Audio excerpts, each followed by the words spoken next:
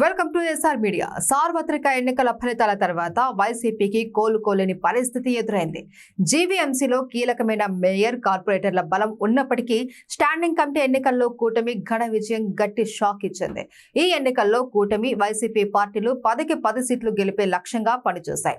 ఉదయం 7 గంటలకు ప్రారంభమైన ఈ ఎన్నికలు మధ్యాహ్నం 2 గంటల వరకు జరిగాయి. జీవీఎంసీకి చెందిన కార్పొరేటర్లు, అభ్యర్థులు తమ ఓటు హక్కును వినియోగించుకున్నారు. కాగా అధికారులు మధ్యాహ్నం 2 గంటల తర్వాత కౌంటింగ్ స్టార్ట్ చేశారు. ఈ ఫలితాలలో 10 స్థానాలను టీడీపీ దక్కించుకోగా జీవీఎంసీ దగ్గర టెన్షన్ వాతావరణం నెలకొంది.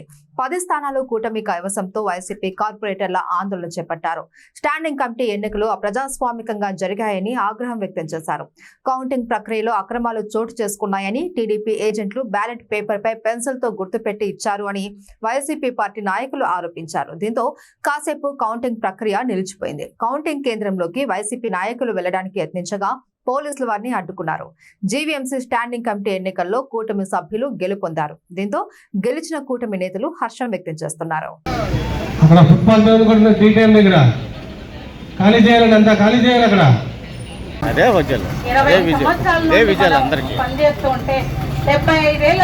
మాకు ఇవ్వడం, కూటమి నాయకులకి అందరికి ఇవ్వడం జరిగింది. ఇప్పటికైనా సరే మేయర్ గారు ఇప్పటికైనా సరే, ఎందుకంటే వైఫల్యానికి బేషరత్తుగా అంటే ఇటువంటి డిజాస్టర్ విజయానికి బేషరత్తుగా ఆవిడ రాజీనామా చేసి మా మేయర్ గా మా ప్రధాని మా పీలా శ్రీనివాస్ గారిని చేయించాలని చెప్పేసి మీకు మనస్ఫూర్తిగా తెలియజేస్తాను.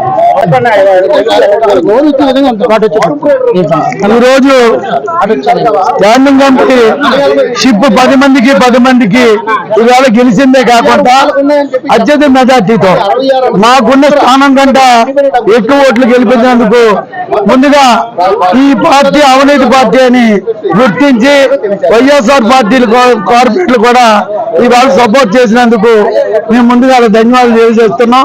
నీతికి, నిజాయితీకి చంద్రబాబు నాయుడు గారి నాయకత్వం మారిపోయారు. దానికి పవన్ కళ్యాణ్ గారు కానీ, లోకేష్ గారు కానీ, మోడీ గారు కానీ విశాఖపట్నం అభివృద్ధి చేస్తారని ఒకే ఒక జయంతో ఈవేళ స్టాండింగ్ కమిటీ సభ్యులు 10కి 10 గెలిచి ఈవేళ ఈ రాష్ట్రంలో ఈ కార్పొరేషన్ తొందరలోనే మంచి చేసే బాధ్యతలు తీసుకుంటాం. దొంగలు ఈ విశాఖపట్నం కార్పొరేషన్ దోచుకున్నారు. వాళ్ళందరికీ కూడా రేపు రాబోయే నిర్ణయాలు ఉంటాయి. ఈరోజు గ్రేటర్ విశాఖ మున్సిపల్ కార్పొరేషన్ లో స్టాండింగ్ కౌన్సిల్ ఎలక్షన్ జరుగుతుంటే గత 2 రోజులుగా కూటమి ప్రభుత్వంకి స్పష్టమైన బలం లేక కార్పొరేటర్లందరినీ అడ్డగోలుగా క్యాంపులకు ఏదైతే నిర్వహిస్తున్నారో తీసుకెళ్లి అనేక విధాలుగా మధ్య పెట్టి మా వైఎస్ఆర్సీపీ బలం తగ్గించడానికి ఎన్ని ప్రయత్నాలు చేసినా సరే ఈ రోజు ఇక్కడ చూస్తున్న ఓటింగ్ సరళను బట్టి చూస్తే మేము గెలుస్తామనే ఉద్దేశంతో అక్కడికి వెళ్ళిన కార్పొరేటర్లందరినీ భయభ్రాంతులు చేసి ఏదైతే ఎలక్షన్ నిబంధనలకు విరుద్ధంగా ఎవరైతే ఓటు వేస్తున్నారో వాళ్ళ మీద స్కెచ్ పెన్నుల తోటి మార్పు చేయడం చట్ట విరుద్ధం. దీనికి ఒక నిబంధన ఉంది. ఆ నిబంధనలు కూడా ఈరోజు కమిషనర్ గారు, అదేవిధంగా ఈ రాష్ట్ర ప్రభుత్వం ఉల్లంఘించింది.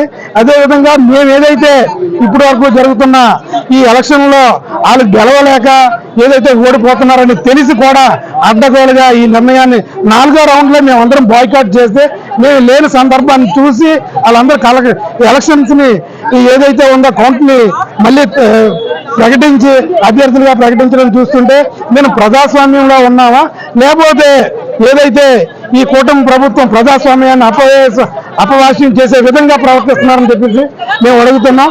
రాబోయే కాలంలో కూడా ఈ కూటమి ప్రభుత్వానికి ప్రజలందరికీ ఇప్పటికే చూస్తున్నాం, రాష్ట్రంలో దమనకండ, మాననకండ, దౌర్జన్యాలు చేస్తున్నారు. అదేవిధంగా ఈరోజు విశాఖపట్నం గ్రేటర్ విశాఖలో కూడా ఇలా దౌర్జన్యాలు చూస్తూ ఊరుకోరు. కార్పొరేటర్లు అందరూ కూడా ప్రతిఘటించి వాళ్ళ యొక్క అడ్డగోలు నిర్ణయాన్ని వ్యతిరేకించినందుకు ఈ ప్రభుత్వాన్ని రేపు రాబోయే కాలంలో ఈ విశాఖ గ్రేటర్ ప్రజలందరూ కూడా గమనిస్తారని చెప్పి నేను తెలియజేసుకుంటున్నాను.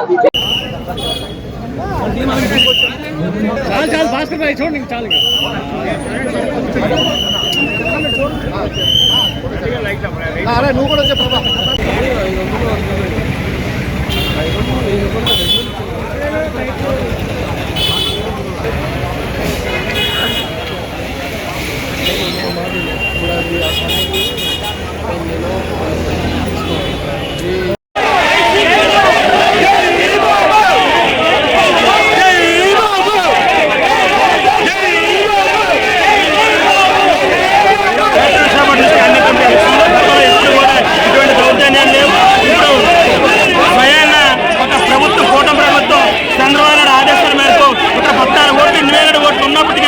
ఆ 14 ఇన్వాలిడ్ ఓట్లు కూడా కౌంటింగ్ పరిగణలోకి తీసుకొని వాళ్ళు డిక్లేర్ చేయడం జరిగింది. 14 ఇన్వాలిడ్ ఓట్లని పక్కన పెడితే కూటమి 10 సభ్యులు కూడా 10 బదిలీ గెలిచినట్టుగా ఇక్కడ నిర్ణయించడం జరిగింది. కానీ కూటమి సభ్యులు ఓటమి చెందారు. 14 ఇన్వాలిడ్ ఓట్లని అవి పక్కన పెడితే కంపల్సరిగా వైఎస్ఆర్ కాంగ్రెస్ పార్టీ 10 సభ్యులు కూడా ఇవాళ గెలవడం జరిగింది. కాబట్టి 100 సభ్యులు 14 ఉన్నాయి. ఎక్కడ కూడా పేపర్ మీద ఎటువంటి టిక్కు ఉండకూడదు, అటువంటిది వాళ్ళు కోట్ పెట్టుకొని 14 మంది భయభ్రాంతులు చేసి ఓట్లు వేయించుకున్నారు కూటమి. అందువల్ల అది వాళ్ళు కూటమి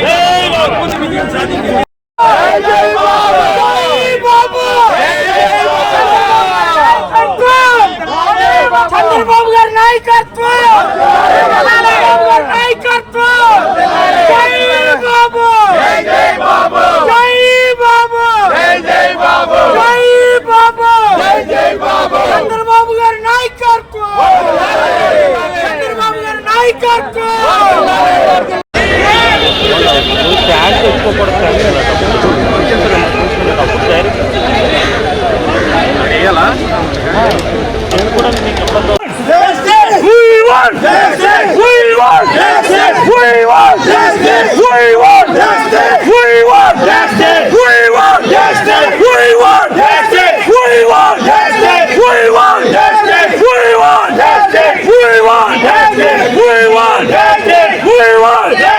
వైసీపీ నాయకులకు అన్యాయం జరిగింది.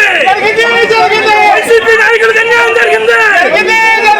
వైసీపీ నాయకులకు అన్యాయం జరిగింది. నీకు 2 నీకు 5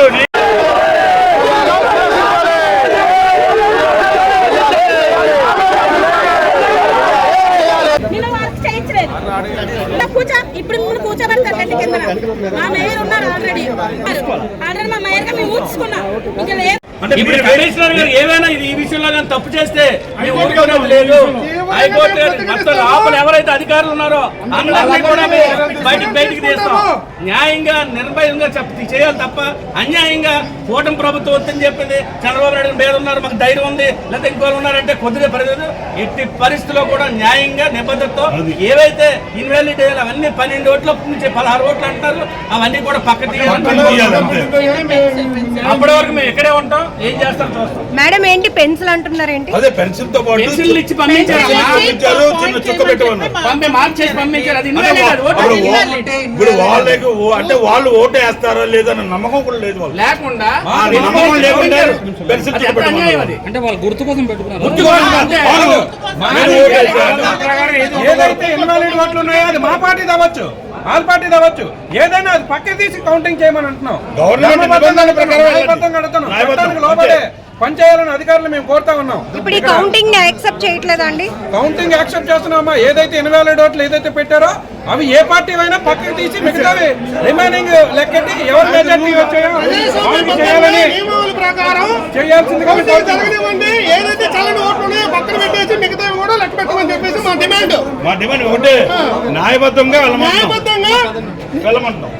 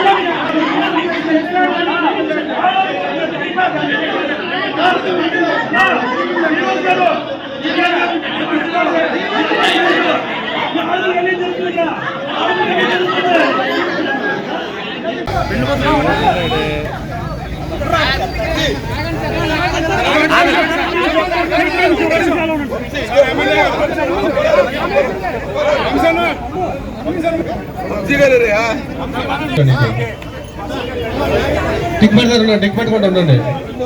ఓన్లీ వాటర్స్ అండి, వాటర్స్ రావాలి. రండి, సైడ్కి ఉండాలండి. వాటర్ అండి.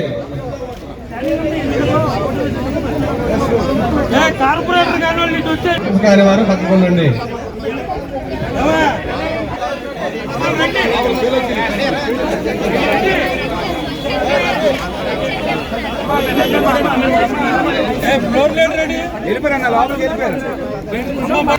ఇప్పటికైనా కళ్ళు తెరుచుకున్నాయి.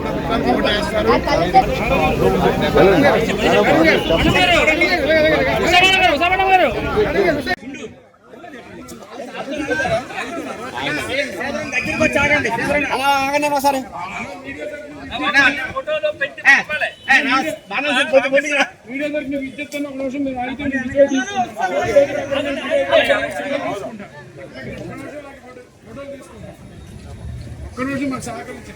Okay sir